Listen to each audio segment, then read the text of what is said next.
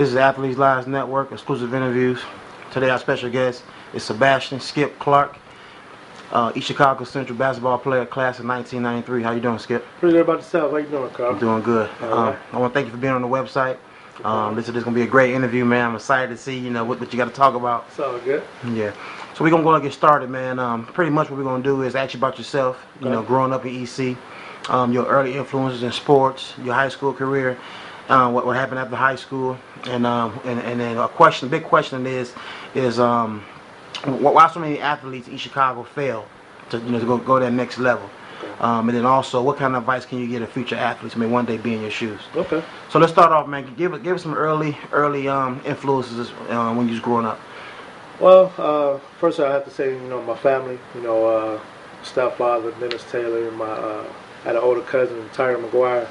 He pretty much schooled me on the school life, street life, man, on the court. So, I would say my family, early influences.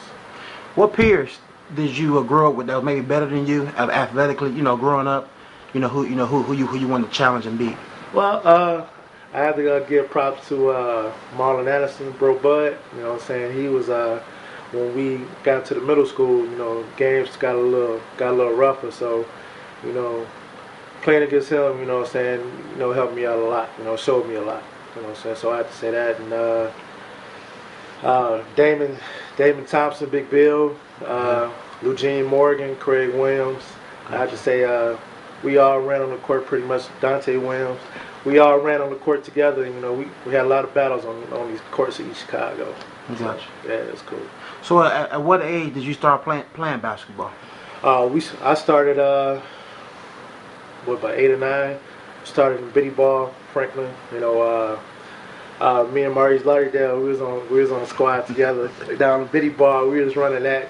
Had the best record that year. And then my 6th grade year, me and George Johnson, Squirrel, we won a championship in 6th grade. So pretty much been playing Biddy Ball ever since like the 4th grade. Pretty much ever since then. Now winning in Biddy Ball and also winning in the 6th grade. Now you're hitting the block, junior high school. Did you have any added pressure from maybe the older athletes or coaches? Well, had a little bit more.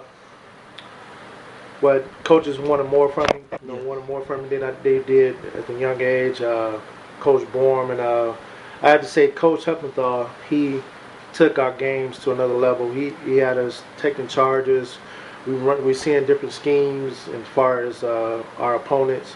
So I have to say, Coach Heppenthal played a big role in that, and just taking our games and playing like more people. We was playing people in Chicago, Gary, all that kind of stuff. So we got introduced to a lot at a young age.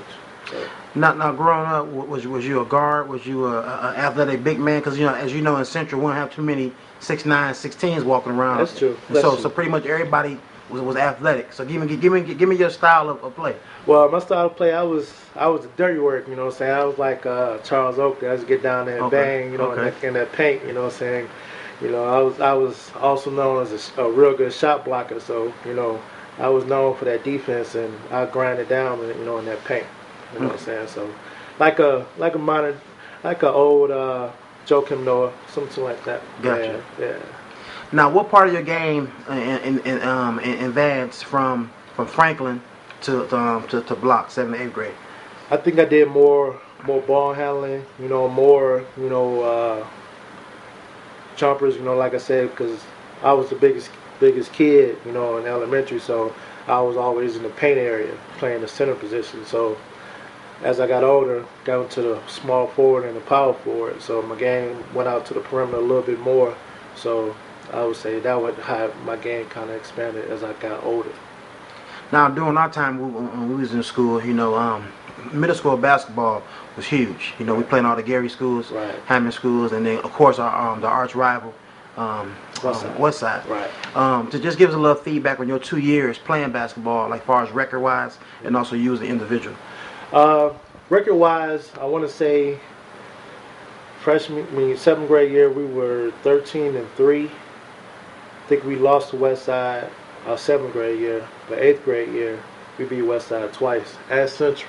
I want to make that known. Being Mass Central in front of everybody. You know what I'm saying? So we beat Westside twice that year, our 8th grade year. My 8th grade year, like I said, we got introduced to so much. Our 8th grade year, we played like 30 games. Wow. 8th grade year, I want to say we were like 26-4, something like that. You know, and yeah, you know, like I said, Coach Heppenthal introduced us to a lot. I want to say I don't remember how my stats was, but you know, I want to say I was, you know, good for at least, you know, about 10 points, 8 boards, you know, something like that, you know, around that range. Yeah. Now, having all the success you had growing up, playing Biddy ball, 6th grade year at Franklin, you also had some great moments at Block Junior High. Now you transition into EC Central, which you know is known for basketball. Just give us a little feedback on the pressures that you had going to Central as a freshman. Well, some of the pressures was we were coming together. 2 schools, Block and Westside, were coming together. So not only were we having a competition of everybody in the Harbor, now we got the competition of Calumet and Harbor. So with that, you know, me, Eugene Morgan, Craig Williams, Damon Thompson, now we playing ball with Dante Williams, Eugene Johnson, you know, we playing with cats like that. So everybody's bringing their talents, and there's only 15 spots on the team. So a lot of people are going to be left off, and a lot of people were discouraged to even come out for the team because we had a lot of talent. So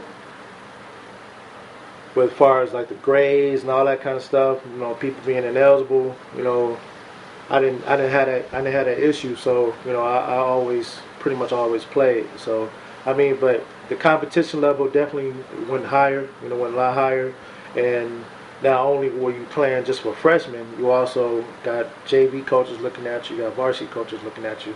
So everything is being pretty much, you know, kind of watched or whatever. So it was definitely a lot of pressure, but it was also fun at the same time because we're getting introduced to the weights now, you know, working on our bodies and trying to get stronger and trying to, you know, evolve our games as well. Gotcha. Yeah. Now you stated earlier that you know this is the first time that you was kind of sharing, you know, you was sharing a load of competition with the other side of town, Right. which is Calumet and things such of that nature. Right. You know, we're grown men now, so Right. we don't think about the Harper Calumet stuff. Right. Right. But during that time, it was a big issue. Right. Mentally, how did you deal with that? Well, you know, it just caused me to, you know, really just work harder, and you know, it was a lot of politics, you know what I'm saying, involved with that because at the time, you know, Coach John Ty was, you know, he pretty much favored Calumet, you know what I'm saying, he was known for that, you know what I'm saying, Exactly. so, you know, and it is what it is, but, you know, it just made us play harder, you know, and it made us, you know, just, you know, come harder at practice and to get that time in the game, you know. Was there ever any tension, you know, any things of that nature? I mean, you know, it was little stuff here and there. You know, we had little minor scuffles, you know, in the locker rooms and all that kind of stuff. But, you know, all in all, I think we were pretty much a unit. You know, it wasn't, you know, Calumet only passed the ball to Calumet, Harbor only passed to Harbor. You know, we pretty much, you know, we came together with that. So, Gotcha. yeah. Now your sophomore year, now give us your goals and your expectations going to your sophomore year. Well, my sophomore year, you know, I wanted to try to average like a double-double. You know, I don't think I did that. But also going to my sophomore year, I'm thinking about varsity in the future and maybe, you know, getting called up, you know, a little early, you know, to varsity off of JV. You know what I'm saying? JV, when we were sophomores, you know, our class, we were kind of caught. We were kind of caught in the middle. You know, we kind of was like kind of stuck on JV. You know, you got, you know, Greg Arringtons and Charles Ricks, you know, Brian Isabel, you know, you got all those guys on varsity, you know, plus, you know, Coop and Marcus Billups and all those guys. So it wasn't a lot of room for us our sophomore year on varsity. So Gotcha. we had to pretty concentrate on JV. And we had a real good JV year. We only lost one game that year. Wow. Yeah. Now them guys you mentioned, Charles Riggs, Maurice Billups, was them guys leaders to you guys, or you know, were they role models? What I'm trying to say. Well, I wouldn't say role models, but I'd say as far as on the court, you know, they always try to go at us hard and try to push us hard. And, you know, if it was something that they could help us with on the court, they did. You know, they did pretty much. Okay. Yeah. Now, Your junior season, you didn't play. No, I didn't play. Give us some feedback on that. Well, junior season, you start to become, kind of like one of the big men on campus. People know you for playing sports and that kind of thing. And I got distracted, girls and the parties, saying all that kind of stuff. And, my grades wasn't right. And that was like the first time that had happened to me, where I was ineligible. So that was a lot to deal with, as far as mentally.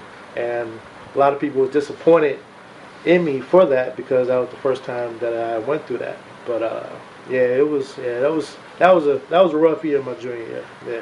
And know what? It's kind of interesting you said that because a lot of people don't know. Even when I was in school, a lot of people don't know that East Chicago is small, but you can get into a lot of activities. Yeah. So just kind of give some feedback on not the activity you was involved in, but just how you can kind of be sucked into that. Well, we live in an urban area. You know what I'm saying? It's it's poor out here. So it's not a wealthy town. And you can get caught up in the street life. You can get caught up in with females. You can get caught up in just there's a lot of things you can get caught up in. But as far as for the youth, we need more things to do in East Chicago. For the youth. We need a lot more mentoring programs. To kids and to kind of save the kids some time from going in the wrong direction. So I want to back up just a little bit. Because a lot of us didn't have that male role model in our homes. Okay. We didn't, and a few people did, but most of us didn't. And I think we looked to each other. And we learned from each other coming up. So that's a big influence. So fathers, definitely play a big role. In your kids' life. Because that's very important. And a lot of us didn't have it. You got your moms. Father's gone. Boyfriend coming over. That's just mama friend, and he really don't want to be bothered with you. He just trying to really get at mom. So there's a lot of things that you got to deal with. Being a young man growing up in East Chicago. So that's just one aspect of it. I can talk all day about that. Got you. So. If you could do it all over again, far as regrets, you got any regrets about your junior season? Yeah, I think I had a lot of regrets because I didn't focus on what I needed to focus on. Junior year, you getting ready for college. One more year, and you need to stay focused as far as your grades and your transcripts, sending them off to colleges and everything like that. SAT. You got a lot of things that you should be focused on, but like I said, I was focused on all the wrong things. All the pleasure things, not the put my work in things.